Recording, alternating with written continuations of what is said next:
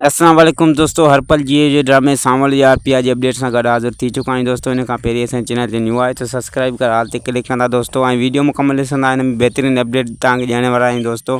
जी दोस्तों, तव्हांखे इंतज़ारु कोन था करायूं, हलूं था पंहिंजी अपडेट जी तरफ़। जी दोस्तों, तव्हां ॾिसंदव नेक्स्ट एपिसोड में जेको आलियान आहे ऐं पिया जी मुलाक़ात थींदी दोस्तों। ऐं पिया खे हू जेको आहे त माना ॻाल्हियुनि ॻाल्हियुनि में चवंदो त हाणे असां हिक ॿिए जा दोस्त थी चुका आहियूं। हिते ते पिया हुनखे चवंदी त दोस्ती माना ईअं नाहे थींदी त रस्ते में जे तो मूंखे रोकियो ऐं ॻाल्हि ॿोल थी ऐं दोस्ती थी वई। चई दोस्तीअ लाइ त असांखे घणो कुझु माना जिदोजहद करणी पवंदी आहे ऐं घणनि मरहलनि मां गुज़रिणो पवंदो आहे, तॾहिं माण्हू वञी हिक ॿिए जो दोस्त ठहंदो आहे।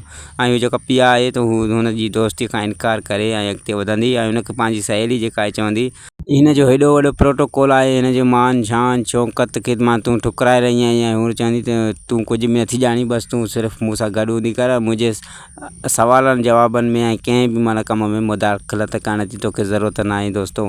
ऐं ॿिए पासे पंहिंजे दोस्त सांवल खे चवंदो त हीअ जेका उस्ताद तव्हां रखी आहे पंहिंजे मुहले जे ॿारनि खे पढ़ाइण जे लाइ, त इहा तव्हांखे कीअं लॻी रही आहे।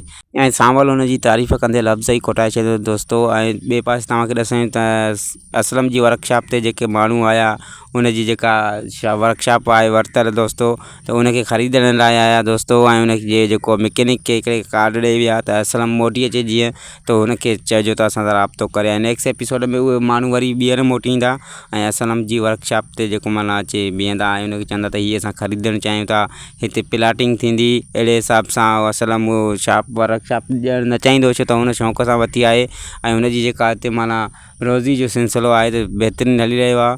त इन ते बि माना धंधा चकी थी सघे थो सांवल बि विच में अचे ऐं असलम जे थ्रू जेको आहे त सांवल खे चयो वञे ऐं हू बि विच में अची माना हिसो वठे दोस्तों। त हीअ हुई असांजी वीडियो। वधीक वीडियो ॾिसण ऐं ॿुधण लाइ सब्सक्राइब कयो असांजे चैनल खे। ख़ुदा हाफ़िज़ दोस्तों, भाइरो।